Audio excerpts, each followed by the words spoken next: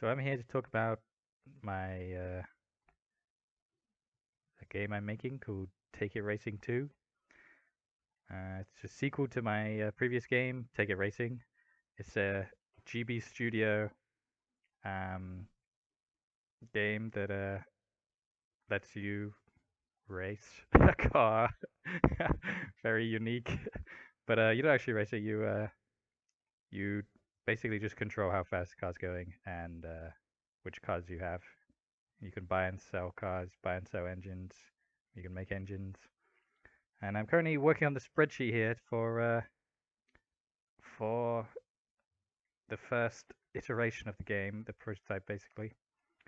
And I've written all the car brands out and renamed the brands, or some of them, for so there's no copyright. And I've started thinking about how the stats work in the game. I've got next to me, I've got a sketchbook full of notes that basically I've already planned out the game because I've already made Take It Racing 1. I uh, I have a good idea of how I'm going to make Take It Racing 2. So, for example, I'm gonna in the Take It Racing 1, you you do each lap at a time, and you make you don't really make any decision. The decision is basically what stats the car has. But in this one, it'll be each section of the track, and each track will probably have about at least 3 sections, depending on the length.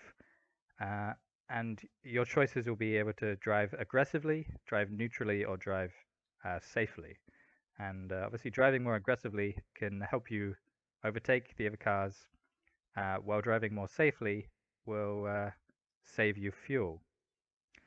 So here in this sheet, I've got the engines, and I've been thinking about when making engines, what the stats actually do. So in the game, you'll be able to make engines that you can put in different cars in order to win races.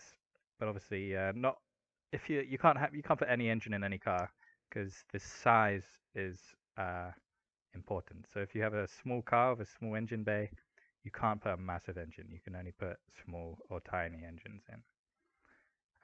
So here's a list of the cars I've got so far. I'm probably gonna focus on the NASCARs for the start because there isn't very. I can make it not very many. I can even give the players the engine at the start, but the focus will be on how the how the how the sections work and how the different stats help you or don't help you win and lose.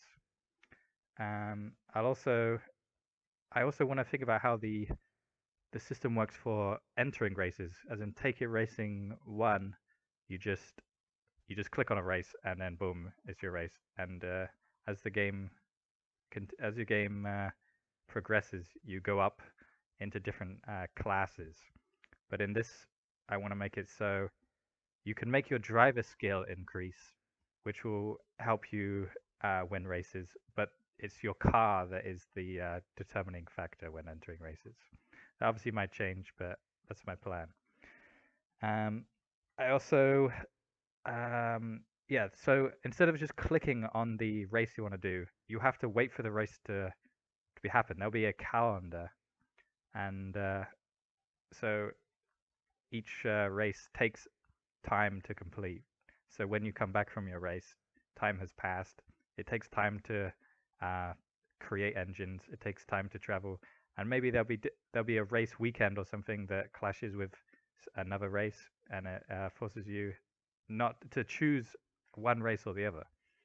Uh, and this also means that um, there'll be a lot of opportunities to replay the game and try a different avenue for your racing career, as so to say.